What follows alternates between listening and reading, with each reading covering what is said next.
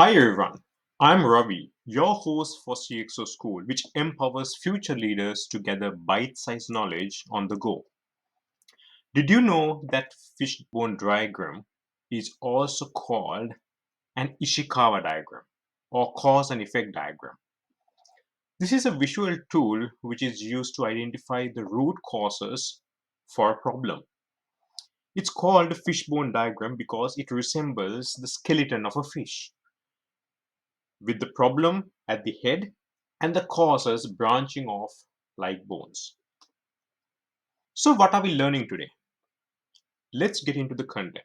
First, we learn what is a fishbone diagram, then, the components of a fishbone diagram. Then, we will ask our question, when would a CXO use this technique with analysis? That is an example. Then, we ask the question, why should an aspiring CXO know about a fishbone diagram and how to do a simple fishbone diagram? And then we'll go to the key takeaways. So as you see, the fishbone diagram helps teams brainstorm and categorize the potential causes of a problem. It's particularly useful in identifying the root causes of issues in various fields, such as manufacturing, healthcare, business processes, or even if you are in an IT team. Now you may ask, Ravi, what has a fish got to do with aspiring CXOs? Stick on, and I promise you that we will find out in our journey. Before we move on to the next slide, please see number 2. Write the effect here. Number 3. Write a cause here. Number 4. Add a factor related to the causes here. So we'll be getting to know components one by one. Let's understand the components of the fishbone diagram. Number 1 is the problem statement. This is the issue you're trying to solve, placed at the head of the fish. Ask the question, what problems are we trying to solve? This is the key, as all the other steps will depend on this particular point. Needless to say, if you do not know what you are trying to solve, the entire analysis will not be helpful. So take your time and define the problem statement in a very crisp way. Number 2 is identifying the main categories. These are the major factors that could contribute to the problem. The most common categories include, as you see on the top left hand corner, people, processes, machines. Machines are nothing but systems, applications, tools. Then material, then the environment itself. You may customize these categories to suit your context, but in most cases, these are the categories that will come up. In order to really get into the analysis, ask the question, what key factors are impacting the problem? Let's see the following key factors. If we think about people, people are nothing but human related causes. Processes. Processes are procedural, SOPs, or workflows that are implemented. Equipment or machines or tools. These are tools or systems involved. Remember, applications are also tools. Maybe Excel, maybe Access, maybe a system that you have already implemented inside your organization or bought and using for your day-to-day operations. Then number 4 is materials, raw materials or inputs. Number 5, environmental, external conditions affecting the problem or internal environment affecting your problem. These are key themes or categories around which the analysis will be done. So what's next? Number 3. Number 3 are the subcategories. So this might be optional. If you know the main categories, if you can get into subcategories, please do so. If not, that's fine. But these are more specific causes within each main category or the theme. Ask the question, what key factors are impacting the problem within the factors under consideration. Just to set the context, let's analyze the situation of a hypothetical company that has grown in size and scale inorganically. That means through acquisitions. With its growth, this company accumulated a lot of applications from the companies that they acquired. This means there are multiple systems that cater to the same high level organizational capability. That means, let's say, onboarding, different companies might be using different applications. As an example, there is a homegrown system, a Workday system, an Oracle system, or another ERP for onboarding from these acquired companies. And all of them now live in this particular big company. Let's go to number 4. The cause and effect arrows. This is the fourth component. This shows the relationship between what we actually identified. Ask the question, what issues are related to each other? How do we form the relationships? Let's ask ourselves the question. If you and I are in the CXO seat, when would a CXO use this technique? This is a very common scenario for any company that grows inorganically. Let's read the problem statement from a CXO point of view who observes what's going on as they expand the company. The CXO says, we buy profitable businesses, but our IT costs keep rising. We got multiple systems doing the same thing across the acquired companies, and we don't have a bird's eye view of any of our processes. Integration is another cost, and dealing with multiple vendors on multiple tech stacks have been hectic and taking useful person hours from the core business. Remember that the smartest management consultants do one thing really well, and that's to ask really candid questions and expect to uncover candid answers. Fishbone diagram is therefore a great tool to get these answers out. Let's go to the next step. Our next step is to do a real world case study. Let's define the problem. Remember, it should be very clear. If we don't define a clear problem statement, we may not be clearly guided in our solution. The problem statement that we are taking today as an example is lack of 360-degree view across companies on the onboarding process. So what we have done is it might be true to the entirety of the company, but we are segmenting and taking it out and focusing only on the onboarding process.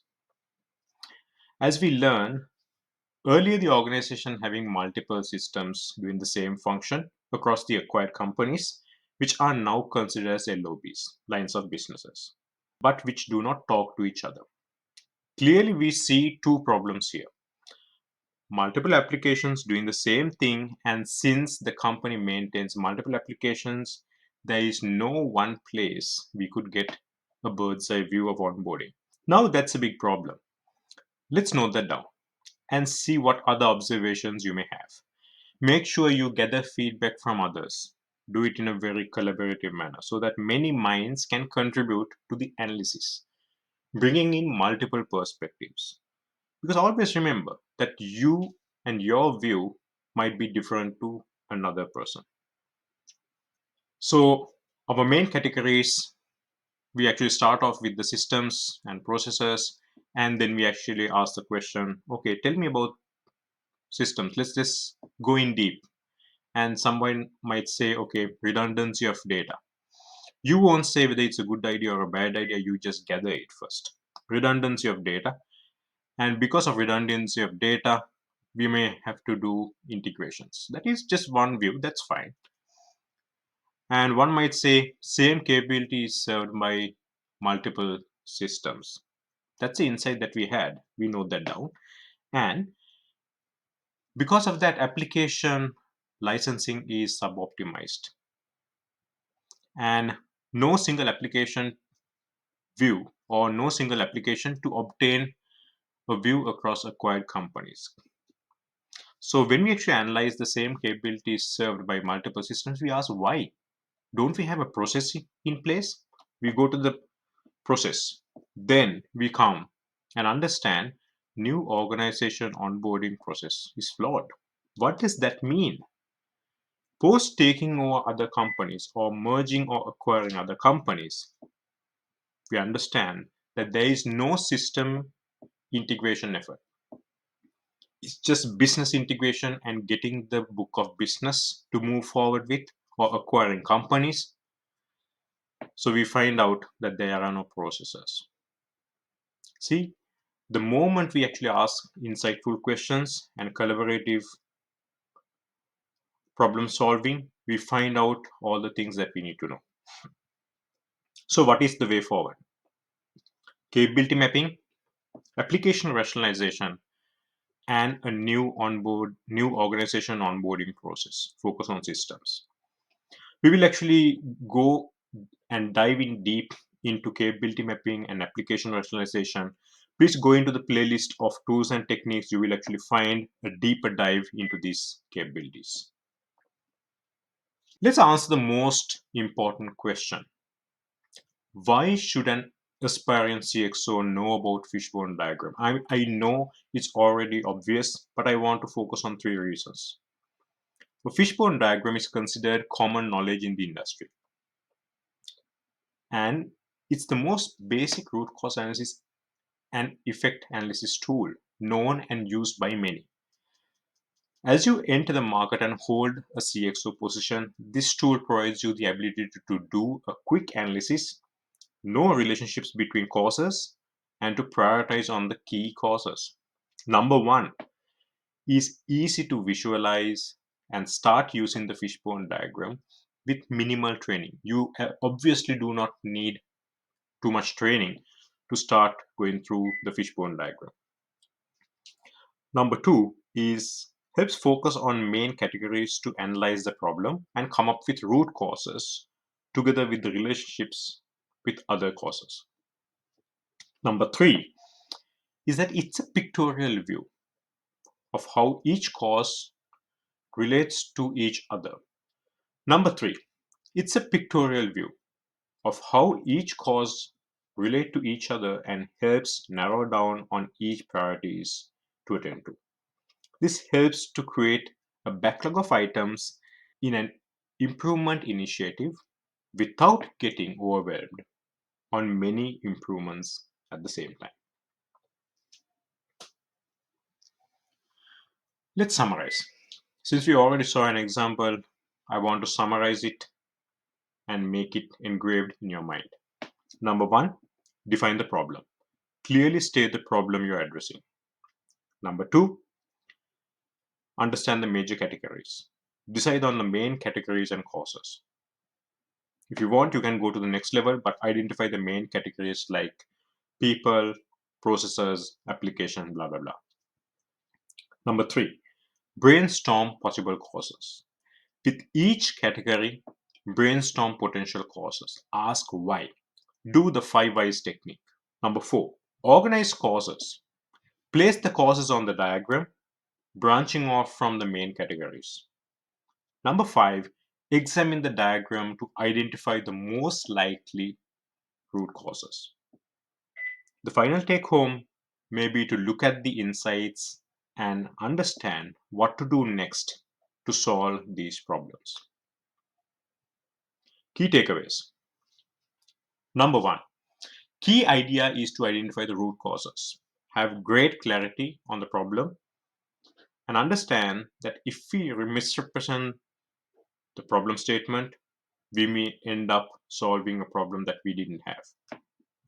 Number two, ask and obtain input from all levels of stakeholders, candid questions and candid answers, and what we are looking for. Look for the facts more than opinions. Number three, carry out unbiased analysis. Make sure the study is carried out and coordinated by a person who is impartial. This way, we can together solve biggest of problems which need the quickest of solutions. Signing out from CXO School, my name is Ravindra Pera. Thank you for joining in to this session and hope you have benefited. Please feel free to share with aspiring CXOs like yourself. Have a great day. Bye.